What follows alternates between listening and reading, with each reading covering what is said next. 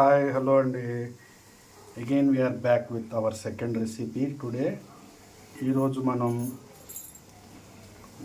గుత్తి వంకాయ కర్రీ ఎలా చేసుకోవాలో చూద్దాము. ఈ గుత్తి వంకాయ కర్రీ డిఫరెంట్ స్టైల్స్లో చేస్తారు, బట్ మేము ఈరోజు చేసే స్టైల్ ఎలా ఉందనేది మీకు చూపిస్తాను. సో ఈ వంకాయలు నాకు నిన్న మార్కెట్లో దొరికాయండి, ఇవి తీసుకొచ్చాము. సో వీటిల్ని మనం ఎట్లా కట్ చేసుకోవాలి అదే మీకు చూపిస్తాను. దీనికి కావాల్సిన ఇంగ్రీడియంట్స్ చూద్దాం. ఫస్ట్ ఈ కూరకి మనకు కావాల్సింది ఆవాలు, మినపప్పు, పచ్చెనగపప్పు అండ్ ధనియాలు, నువ్వులు, ఎండు కొబ్బరి, పల్లీలు కూడా కావాలి మనకి, అది నేను మీకు చూపిస్తాను. ఇది వచ్చి పుదీనా కొద్దిగా, కొత్తిమీర కొద్దిగా, పచ్చిమిర్చి కొద్దిగా, కరివేపాకు కొద్దిగా. ఇప్పుడు నేను చెప్పిన ఈ ఇంగ్రీడియంట్స్ అన్నీ కూడా ఆవాలు, మినప్పప్పు, పచ్చిశనగపప్పు, ధనియాలు, కొబ్బరి అండ్ నువ్వులు అండ్ కరివేపాకు, ఇవన్నీ కలిపి డ్రై ఫ్రై చేసేసుకోవాలి. ఒక బాండీలో 1 స్పూన్ ఆయిల్ వేసుకొని డ్రై ఫ్రై చేసుకొని మాడిపోకుండా చూసుకుంటూ ఓ పక్కన పెట్టుకోవాలి. ఈ విధంగా ఇక్కడ నేను అన్నీ డ్రై ఫ్రై చేసి దానికి సపరేట్గా డ్రై ఫ్రై చేసుకొని అన్నీ దీంట్లో వేసేసి పెట్టుకున్నాను. దీంట్లో పల్లీలు కూడా తీసుకున్నాను, ఒక 2-3 స్పూన్లు. యూ కెన్ ఆల్సో టేక్ పల్లీ. సో దీని తర్వాత నెక్స్ట్ స్టెప్ మనకి ఆనియన్ కావాలి. సో ఆనియన్ కూడా ఇట్లా పీసెస్ కింద చేసుకొని ఆనియన్ని ఒక 1 స్పూన్ ఆయిల్లో ఇట్లా ఫ్రై చేసుకోవాలి.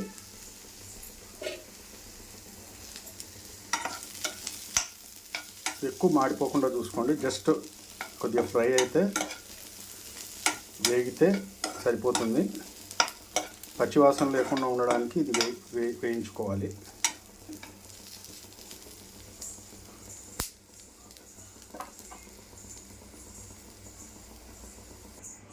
సో ఆనియన్స్ బాగా వేగాయి అనుకున్న తర్వాత తీసేసుకొని ఈ పళ్ళల్లో ఇలా పట్టేసుకున్నానండి. ఇప్పుడు ఈ ఇంగ్రీడియంట్స్ అన్నీ కూడా మనము గ్రైండర్లో వేసి గ్రైండ్ చేసుకోవాలి. ఈ ఇంగ్రీడియంట్స్తో పాటు మనము పుదీనా పచ్చిదే వేసుకోవాలి, కొత్తిమీర 2-3 పచ్చిమిర్చి కారానికి తగ్గట్టు, ఎందుకంటే మనం దీంట్లో పొడి కారం కూడా యాడ్ చేస్తాం తర్వాత, కాబట్టి మీరు చూసుకొని వేసుకోండి. కరివేపాకు, ఇవన్నీ వేసేసి గ్రైండ్ చేసుకోవాలి. సో గ్రైండ్ చేసుకునేటప్పుడు ఎలా చేసుకోవాలనేది మీకు చూపిస్తాను. ఇప్పుడు మనం ఈ ఇంగ్రీడియంట్స్ అన్నీ కూడా ఈ మిక్సర్లో వేసుకుందామండి. వేసుకొని దీన్ని పేస్ట్ చేసుకోవాలి.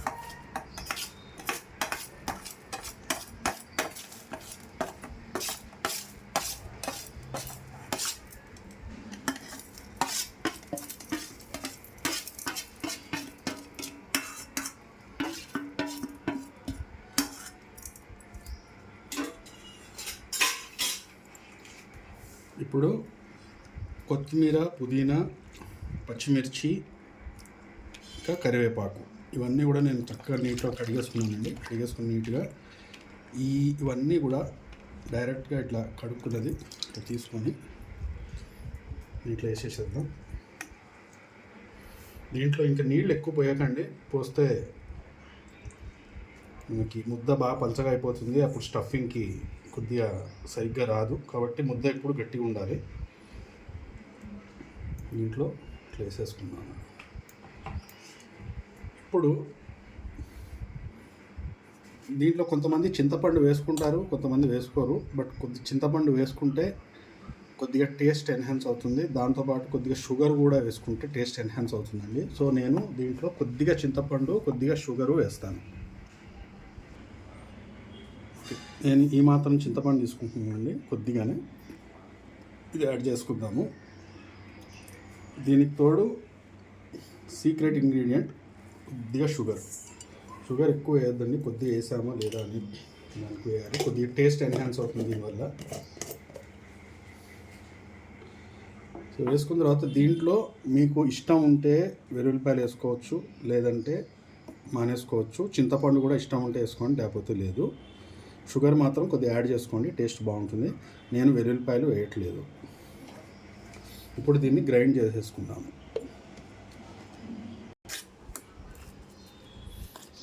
ఇప్పుడు చూడండి, దీంట్లో పేస్ట్ నలిగింది, ఇంకా పేస్ట్ అయింది. కాకపోతే ఇంకొద్దిగా గ్రైండ్ చేయాలి. కాకపోతే ఇప్పుడు మనం దీంట్లో ఫర్దర్గా గ్రైండ్ చేసే ముందు దీనికి తగ్గ కొద్దిగా పసుపు వేసుకుందాము. దాంతోపాటు మనకి కూరకి తగ్గ సాల్ట్,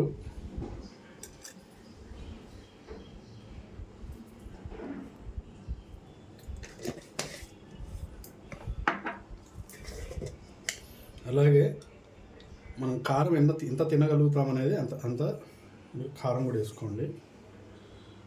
నేనైతే ఒక 2 స్పూన్లు కారం వేసుకున్నాను. పచ్చిమిర్చి ముందుగా వేసారు కాబట్టి అది గుర్తుపెట్టుకొని కారం వేసుకోండి. ఇప్పుడు మళ్ళీ దీన్ని మొత్తం గ్రైండ్ చేసుకోవాలి.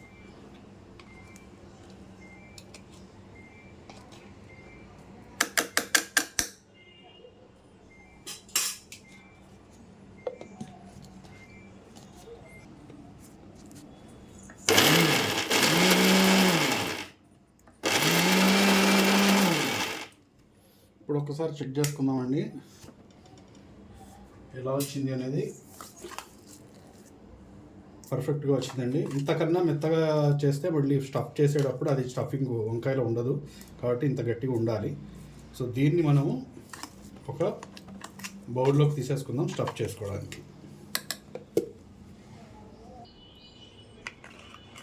సో ఇప్పుడు వంకాయలు ఎలా కట్ చేసుకోవాలని మీకు చూపిస్తానండి. ఈ వంకాయలకి ఇంత పొడుగు ముచ్చికే ఉంటుంది, ఇలాగా పైకి ఇంత పొడుగు ఉండకూడదు. దీన్ని మనం హాఫ్ కట్ చేసుకున్నాము, ఎందుకంటే ఇవి మనకి ఫ్రై అయ్యేటప్పుడు అడ్డం వస్తాయి. ఇంత మనకు అవసరం ఉండదు. సో ఇంత పెట్టుకుంటే సరిపోతుంది. దీన్ని ప్లస్ సింబల్ వచ్చేటట్టుగా ఇట్లాగా ప్లస్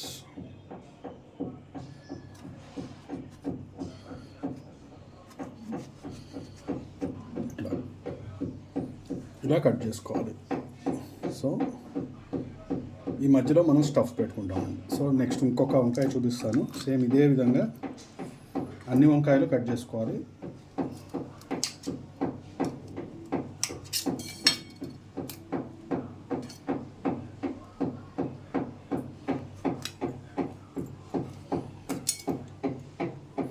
సో ఇది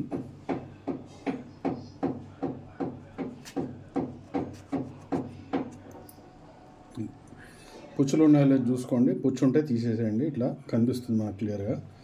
ఇలా చేసిన తర్వాత ఇవన్నీ కూడా నీళ్ళలో వేసుకుని ఒక పక్కన పెట్టేసుకోండి, సో దట్ వంకాయలు నల్లబడకుండా ఉంటాయి. సో ఇలాగ అన్ని వంకాయలు కట్ చేసేసుకుందాము.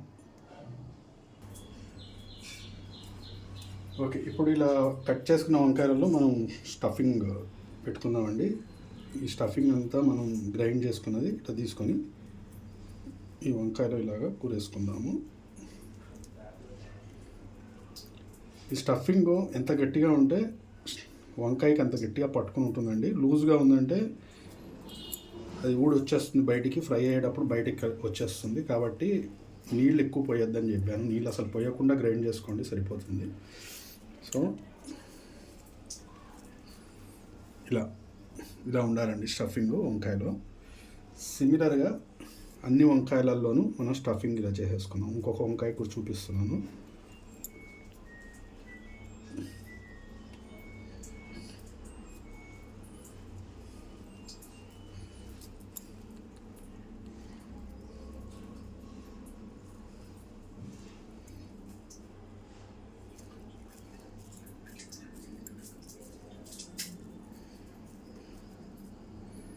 ఇట్లా ఇదే విధంగా ఈ వంకాయలన్నింటిలోనూ మసాలా పెట్టేసుకుని మీకు చూపిస్తాను. ఇదిగోండి, ఇప్పుడు వంకాయలన్నింటిలోనూ స్టఫింగ్ అయిపోయింది. ఇలా స్టఫ్ చేసి పెట్టేసుకున్నాము. ఇప్పుడు నెక్స్ట్ స్టెప్ ఏంటంటే ఈ వంకాయల్ని నూనెలో వేసుకుని ఫ్రై చేసుకోవాలి. సో ఇక్కడ చూస్తే మీకు స్టవ్ మీద ఒక 2 to 3 table spoons of oil వేడి చేసుకుంటున్నాం. ఇక్కడ ఈ ఆయిల్ వేడెక్కగానే దీంట్లో మనం వంకాయల్ని వేసేసుకుందాము. ఇప్పుడు నూనె వేడెక్కిందండి. ఒక్కొక్క వంకాయని ఇలా తీసుకొని ఇలా పెట్టేసుకుందాం. పెట్టేటప్పుడు జాగ్రత్త అండి, నూనె చేయి మీద పడకుండా చూసుకోండి.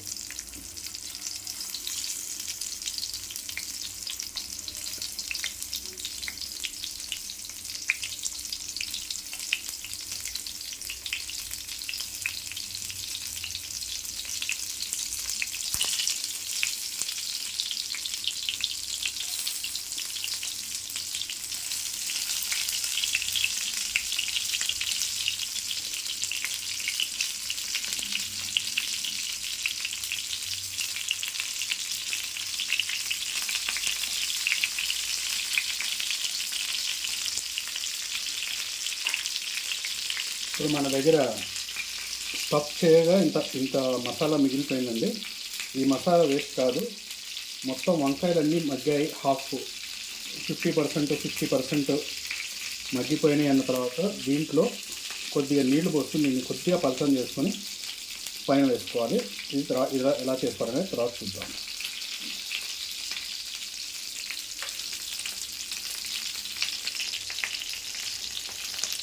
ఒక్క నిమిషం అండి, ఇది స్టవ్ హైలో పెట్టుకోకుండా దీన్ని లో ఫ్లేమ్లో పెట్టుకోండి, లేకపోతే వంకాయలు మాడిపోతాయి. లో ఫ్లేమ్లో పెట్టుకొని దీన్ని చక్కగా మూత పెట్టుకొని మగ్గించుకోవాలి.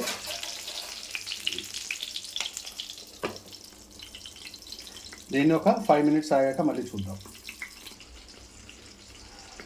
ఇప్పుడు ఒక్కసారి మూత తీసి చూద్దామండి.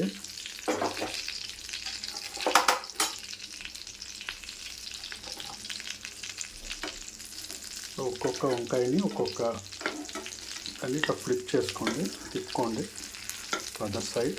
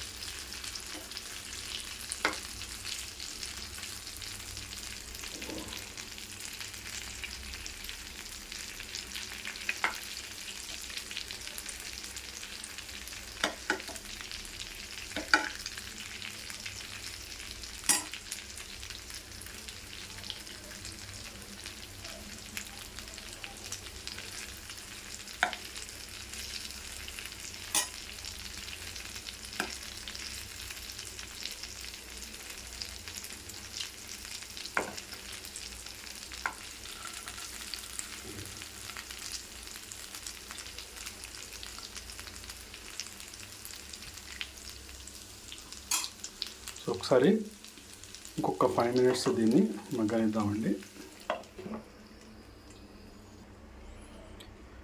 ఒక్క స్టెప్పు ఏం చేద్దామంటే ఇవి కొద్దిగా మగ్గడానికి ఒక 2 చుక్కలు నీళ్లు అలా చిలకరించుకోండి, జస్ట్ స్ప్రింకిల్ చేయండి వంకాయల పైన, సో దట్ అవి ఇంకా సాఫ్ట్గా కుక్ అవుతాయి. ఇప్పుడు మళ్ళీ మూత పెట్టేసుకుందాం. ఒక్కసారి ఎలా వస్తుందో చూద్దామండి. ఇది చాలా సాఫ్ట్గా కుక్ అయినాయండి వంకాయలు. ఇప్పుడు మన నెక్స్ట్ స్టెప్ ఏంటంటే, మన దగ్గర ఉన్న ఈ మసాలా ఉంది కదా, ఈ మసాలాని దీంట్లో కొద్దిగా వాటర్ కలుపుకొని పలచగా చేసుకుని దీనిపైన వేసేసుకుందాము.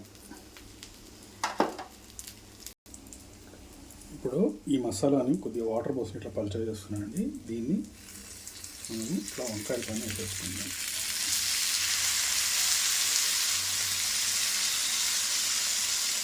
వేసుకొని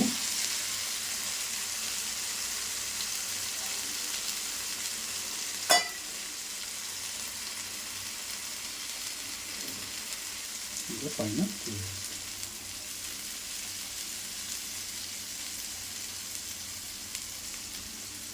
దీని మీద కొద్దిగా స్టవ్ ఎప్పుడు సిమ్లోనే ఉంచుకోండి. మీరు ఎక్కువ హై ఫ్లేమ్లో పెట్టద్దు, మీడియం ఫ్లేమ్లోనూ పెట్టద్దు, సిమ్లోనే ఉండనివ్వండి.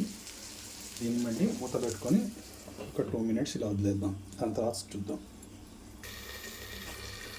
ఇప్పుడు ఒకసారి చూద్దామండి. ఇప్పుడు కూర చక్కగా వేగిపోయింది, మొత్తం ముక్కలన్నీ చక్కగా వేగాయి. ఇప్పుడు ఈ స్టవ్ని బంద్ చేసుకుందామండి. మనము కూర ఆల్మోస్ట్ రెడీ అయిపోయినట్టే. దీన్ని ఒక ప్లేట్లోకి తీసుకున్నాము. ఇదిగోండి, ఇప్పుడు ప్లేట్లోకి తీసేసుకున్నాం కూర మొత్తం. సో ఎక్సలెంట్గా వచ్చిందండి కర్రీ, గుత్తి వంకాయ మసాలా.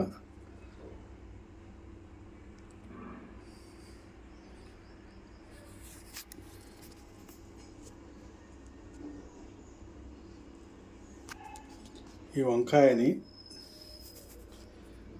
మీరు చక్కగా ఇలా పట్టుకొని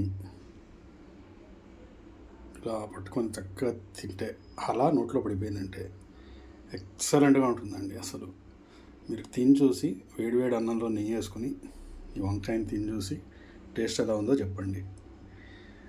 మా ఛానల్ మీకు నచ్చితే, మా వంటలు మీకు నచ్చితే లైక్ చేయండి, షేర్ చేయండి, సబ్స్క్రైబ్ కూడా చేసుకోండి. థ్యాంక్ యూ అండి.